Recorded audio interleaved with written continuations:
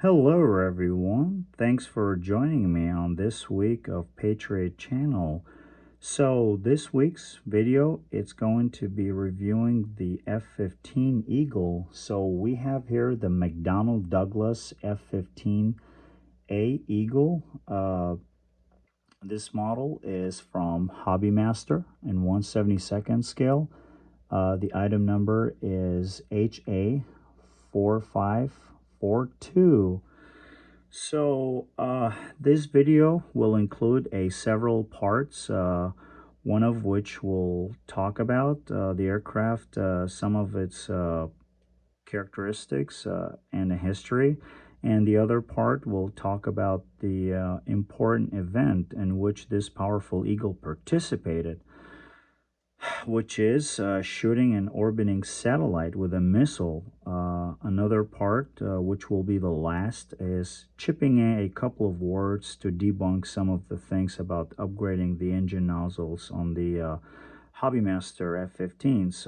Although I've covered this subject quite a bit in my previous videos, I just like to mention this as a reference for the new viewers out there. So this video probably is going to be a little longer than usual. Hopefully not, folks. I don't know what to tell you. Just, get yourself a cup of coffee and hopefully you'll enjoy watching this video. So let's dive in. Um, so, um, Today, basically, we have the McDonnell Douglas F-15, and this represents the number of 084 as of September 1985, which is also called a satellite killer. So this particular release has a pretty cool things going for it, which we will get into in the review.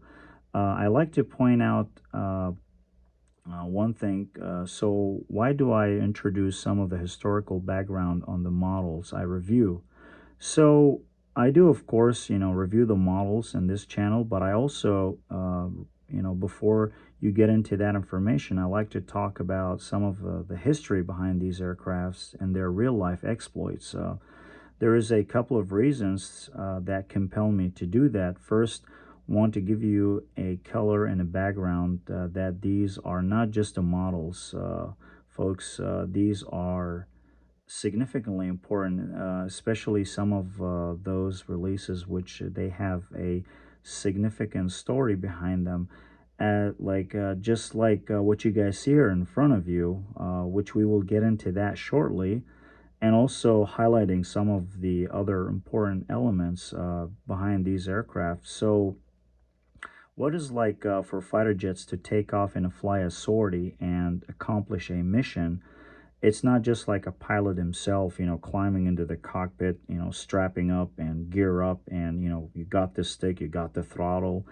And it doesn't work that way, folks. There is a whole teamwork. Well, teamwork is a dream work. That's what I would say. Working together intensively, and that goes take that accent from the engineers that they design these aircrafts, which basically are the manufacturers themselves. And also, in the other hands, we have the maintainers, where they deserve the high tributes, which they keep these birds to fly high, and the guys they flew these, which are the pilots themselves. Besides other elements. So anyways, probably some of you, the F-15 fans out there, as we all know, probably some of you know better than I do, the F-15 was specifically designed for an air superiority version. And that encompasses all other F-15 variants in the category. Take that accent from intercepting air-to-air capabilities, air-to-ground capabilities, dropping precision guiding munitions, daytime, nighttime, etc. So with all that being said, to deviate from that mantra, but also these F-15s are very capable of flying at a very high altitudes and hunting down orbiting satellites. So the McDonnell Douglas F-15 was able to achieve a milestone, in my opinion. The F-15 is the backbone of the United States Air Force. To this day, it has the highest numbers of the kill stats against its adversaries. So now, let's talk. Let's talk about this particular F-15, and there is some special things about this F-15s to relay. So first, let's just talk about some of the background of this beautiful bird, uh, and then we'll talk about the important event which this eagle participated. So the F-15 was developed in 1970s. Basically, was designed to do one thing, to basically establish an air superiority. The F-15 is equipped with the two Pratt Whitney's F-100 engines, which totaling at 19,200 horsepower, which is pretty freaking powerful, folks. The F-15 can travel up to Mach speed of Mach 2.5, which is right around 1,900 miles. One note, folks. Please correct me if I botched on something. Which is a pretty quick because of its high speeds. Arguably, it is classified also as a rocket. Here's another kicker about the F-15. It has a greater one thrust to weight ratio. That being said, it can generate enough pounds of thrust basically to offset the drag, and the weight of the aircraft, meaning doesn't needs to generate lift in order to to sustain in a flight. Basically, this philosophy applies to the rocket's aerodynamics. So convert the atmosphere in the submission. The F-15 Eagle, the only aircraft, is able to able with one of the wings being chopped off and still would be able to fly. Guys, if you don't believe me, theoretically these things happen in real life with the F-15, because in 1983 F-15 had mid-air collision, completely lost one of the wings. After the collision, the F-15 just kept proceed the flight and made it safely to the runway. The other kicker about the F-15 is regarding the takeoff of the runway. Once it's clear takeoff, it can climb vertical and sharp angle and break the sound barrier. This is one of the only aircraft in the world that can do this.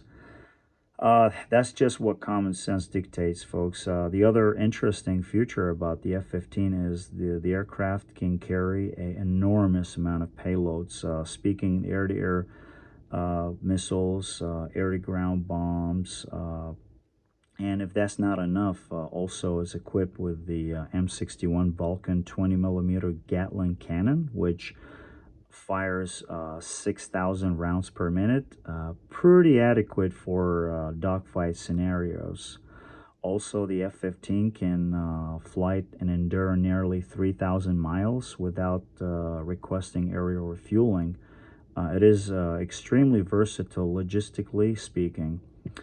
Probably can cross the ocean without aerial refueling, I would say.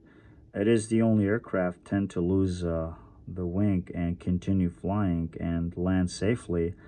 I think it is the only aircraft ever shoot down the orbiting satellite in space. The other interesting fact about the F-15, guys, it is the only aircraft that scored air-to-air kill using an air-to-ground bomb, which was in 1991 during the Operation Desert Storm, when the F-15 dropped a laser-guided bomb designed basically for stationary targets at Iraqi moving helicopter, which was, I think, the Mi-24 Hind. Using the GBU-10, which this is something absolutely unheard of.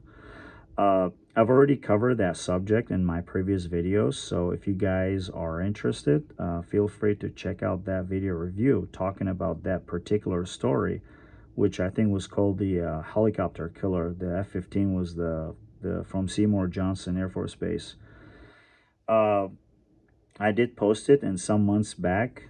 In any event, that really shows the F-15 has the highest ratio of the kill stats of all times. Although the F-15 airframe, uh, it's well over 50 years old, but it's still one of the fastest and heavily armed fighter jets in the U.S. Air Force inventory. So if we dive about the F-15, the very earliest thought process, like about implementing an air superiority, the F-15 Eagle begins way back in Vietnam War, during which the U.S. Air Force and the Navy and the Marine Corps were seeing some warring results with the capabilities. Their current fleets, when it comes to the facing enemy fighters in the skies over the Southeast Asia during the Cold War, uh, the thought process was big beefy interceptors loaded with the long range missiles and the high tech radars. Basically, this was the way to go. For instance, like in F4 Phantoms too. But the reality was showing these bigger, heavily armed birds, they were proving to be quite vulnerable to the smaller and cheaper old MiGs, which was employed by Vietnamese, for example, like the MiG-21s and the MiG-17s. Were somewhat tough to hit with the mid or long range missiles. And once they were able to lower these phantoms within a visual range, they were much easier picking for those more maneuverable Soviet fighters. So eventually, the U.S. Presses for the need for an air superiority fighter that would be the force to reckon with when it comes to the air-to-air combat. And ultimately, the solution came in like form of the F-15 Eagle. Now, the first McDonnell Douglas F-15 joined the U.S. Air Force was in 1974. Uh, the uh, the F-15, it's been in service ever since. And also the F-15 served with the other nations around the world. So the legitimate question always people ask, is that an air superiority platform really works? Um, I would say one of the prime examples of the F-15 is it has 104 air-to-air kills in the combat record, and to this day, she never lost in air combat fights. And this 50-year-old airframe design, it's still holding down pretty well. And also, folks, there's multiple variants about the F-15. There's an F-15A, which is a single-seat air superiority fighter. First production variant was entered in service in 1976, and there's a F-15B, which is a two-seater trainer variant, basically entered in service in 1978. And then we have the F-16C. It's improved single seat and air superiority fighter. That one entered in service in 1979. I think, if my memory serve, F-15D, I think is a two-seater trainer variant based on the F-15C. That one basically is upgraded with avionics radar, enter service in 1981. And then we have the F-15E, which is also knowing Strike Eagle. That one is a dual-role air-to-air, air-to-ground fighter, upgraded avionics and radar, also with the conformal fuel tanks for extended range. That one entered in service, I believe, in 1989.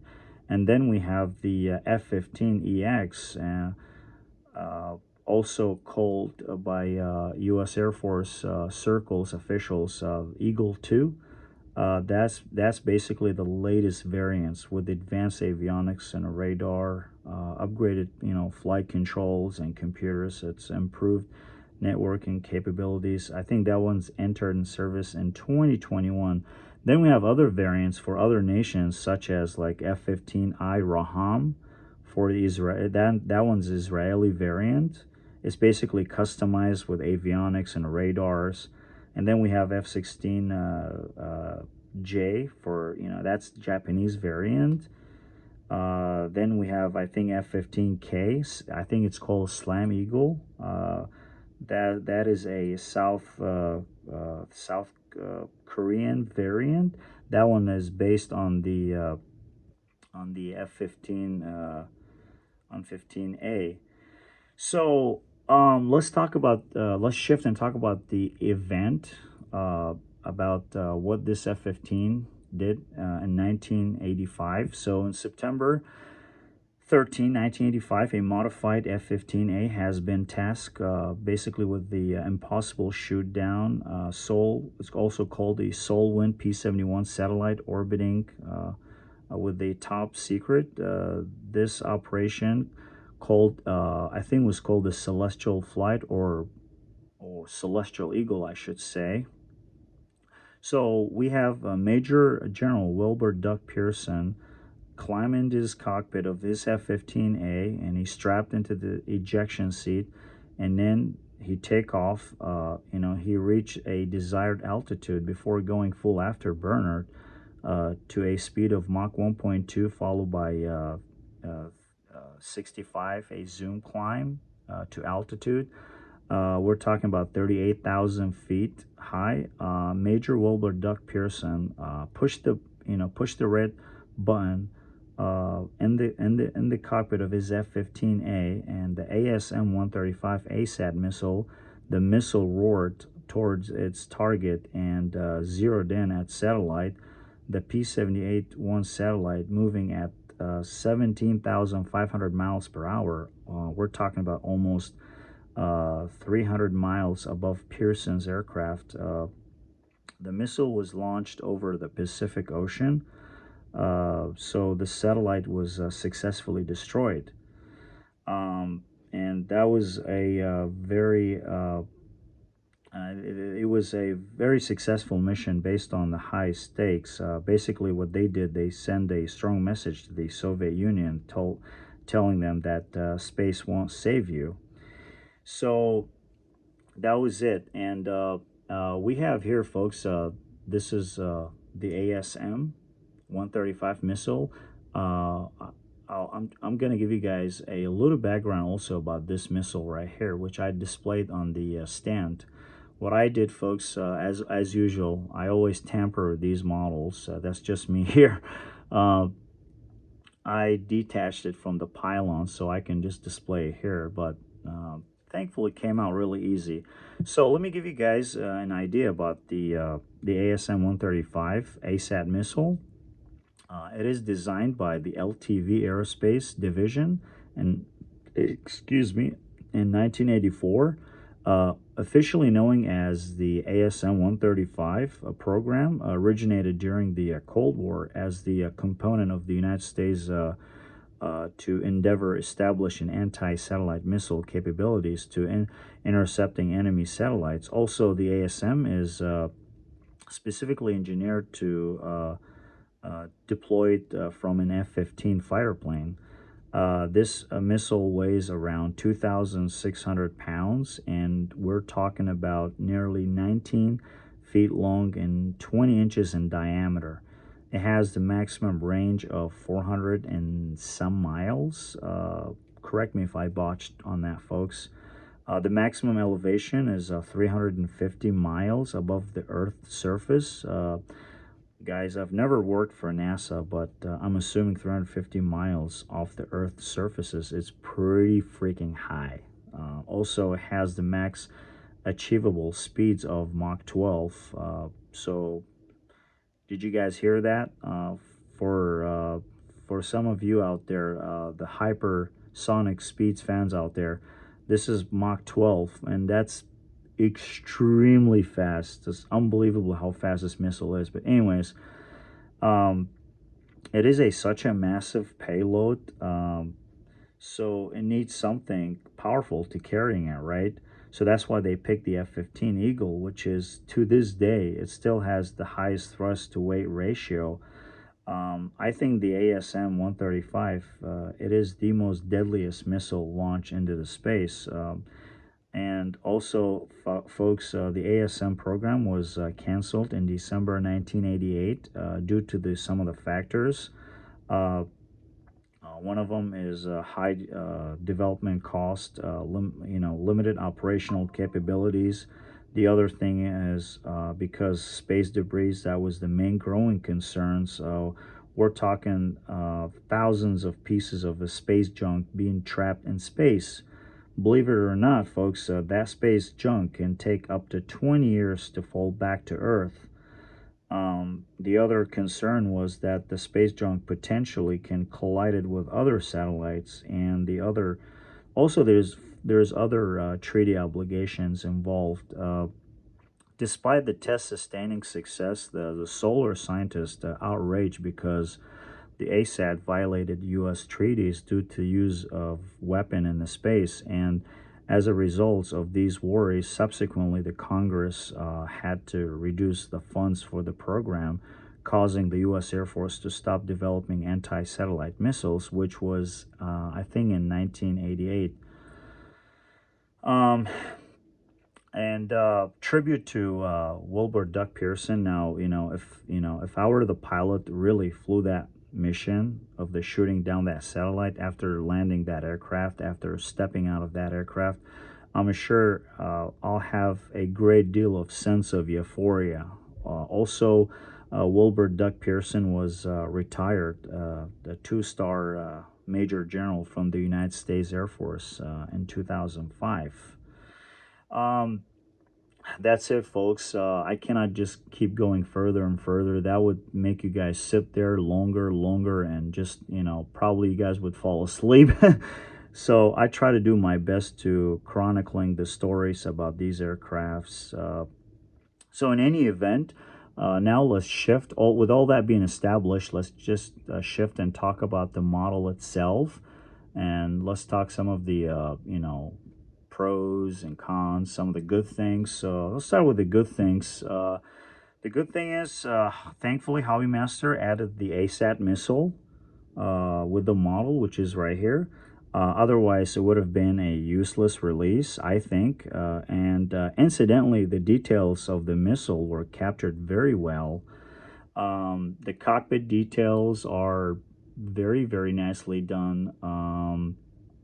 Uh, with this release, the speed brakes are deployable. You can display it in the open position or closed position as necessary. This model is equipped comes only with the two fuel tanks on each pylon, on each wing. All the markings, insignia, the panel lines, the collision formation lights are dialed in really nice. The satellite logo here, insignia, it's modeled it's captured really nice. All the insignias on the rudders, on the wings, stencilings, etc., all they're captured really nice. Hobby Master, they did wonderful job. Believe it or not, I did not encounter with any fitment issues. Everything was just perfect. Like, I know some of the models, they comes with some of the flaws, but with this model, like honestly, there isn't any. And also comes with this a massive missile, which sits on the center lines under the belly, and all the details on this is really nice. It's just like a real deal, folks. Um, the other thing is, what I was about to say. Also, folks, the cockpit, it's really nicely done, and the crew ladder right here. I always try to be transparent with my subscribers. This crew ladder does not comes with a model. Those are extra accessories. I just found them appealing. I just add those with a model just to overall, just to elevate the presentation of the model, and that's the whole purpose. Also, with this release, speaking about the air intakes are configurable, which I'm glad to see Hobby Master adding this feature to their F-15 tooling. So kudos to Hobby Master for adding this feature. The other good thing is keeping the model is relatively at reasonable price. And I think that's a monumental improvement on the Hobby Master F-15 tooling. But they were somewhat little fussy to install, but trust me, nothing like what we chase from JC Wings or the earliest. Hopefully, some of you out there, JC Wings fan, you won't get offended. That's just me here knitting pigs about fitment accessories. But anyways, overall, it is an option for a collector. So shout out to Hobby Master for adding this feature to their F-15. So the other thing is hoping to see some enhancements on the F-15 engine nozzles in the future. I'll put some faith in Hobby Master to upgrade their engine nozzles on their F-15. That way, I don't out of the box. I don't have to do the step of upgrading the engine nozzles on every model that I get from them. So to give you guys also a brief background about these air intakes, so basically the F-15 air intakes are quite unique. They are variable geometry air intakes. So how they works, basically they can tilt down to keep the airflow smooth at the higher angle of attack, which also called the AOA. They keep the airflow at subsonic speeds before the air reaches the engine compressor. So by doing this, the shock wave produced on the compressor blades are prevented, and subsequently the compressor stalls will be avoided. Also, to improve the maneuverability of the aircraft, mainly they change their angle during the flight to give the optimal airflow for the engines under the current combustion. I would say, depending on the airspeeds, depending on the altitudes, I would say mostly depending on the throttle settings. So, yeah. And the other part, folks, you may notice on the intro shots, speaking about the engine nozzles of this particular model, I have modified the engine nozzles, so I did cover this subject quite a bit in my previous videos, and if you guys are interested, feel free to bump that video. And I did publish a content in some months back talking about replacing the engine nozzles. So that means by that, so what it means by replacing them means completely removing them and install the aftermarkets, which overall they gives the F-15 a more realistic appearance and overall matching with the rest of the model accuracy. Because unfortunately, the F-15 engine nozzles with the Hobby Master tooling is not up to par. So in my opinion, this project definitely worth it. If you guys are interested of upgrading your Eagles, it is not extremely difficult process to replace. Just I would say it takes some doing some research, flexible hands, some crafting tools like pointy pliers. All they have to do just to yank them off. And just be careful. You have to be careful with the model, folks. Um, I would say if you're a bit squeamish about taking things parts of your model, then I would say stay away from it, and don't mess with it.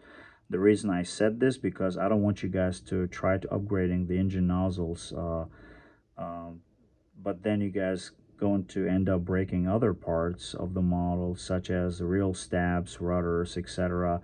And then you guys going to deal with another sets of problems. Um, that's why I would say just if you don't feel like you're a bit squeamish about, just leave it alone. I did also modify several of them in my collection, which it cost me quite a bit, especially those ones right here. I paid extra for the fast shipping because I couldn't wait, because sometimes I became a little patient challenged person, and I'm also Also, I had to review this model, so according to my timeline scheduling and other allowances. But anyways, the F-15s is really well done in terms of all the proportions and accuracies. But as I mentioned, the only drawback is the engine nozzles. Not quite sure why Hobbymaster would go with this approach when it comes to the engine nozzles. Unfortunately, I cannot guess under what certain circumstances, but uh, I can tell you the Hobbymaster F-15 engine nozzles, they are the main cause of letdown of overall of Hobbymaster F-15, and I hope earnestly to see some tooling upgrades from Hobbymaster in the future, which, oh boy, I don't know if that's going to happen. I'll try to be an optimistic and keep it positive, but we'll see. So overall, what do I think about this release? Uh, I think this release is going to be worthwhile addition. So if you guys and gals F-15 fans out there, you should add this piece to your collection.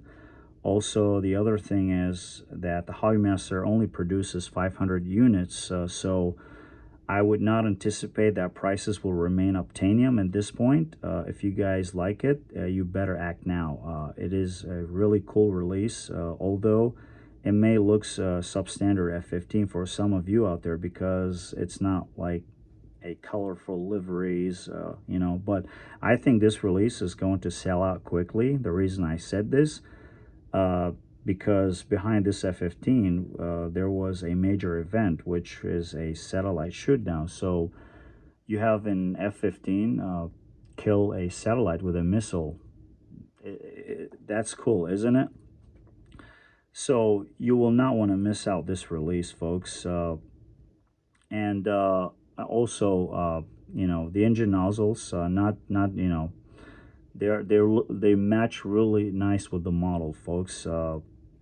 These engine nozzles, they simply look superb. Like, suffice to say, I don't need to brag about it when it comes, when it comes to the appearance. When you guys look at the intro montage, that just says everything that needs to be said.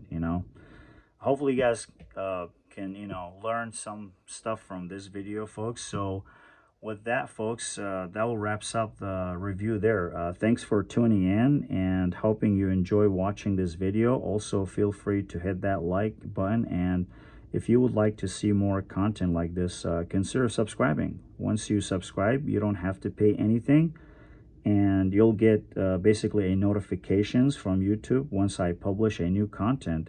I do have more videos coming down the line as 2025 progresses along, and thanks for watching.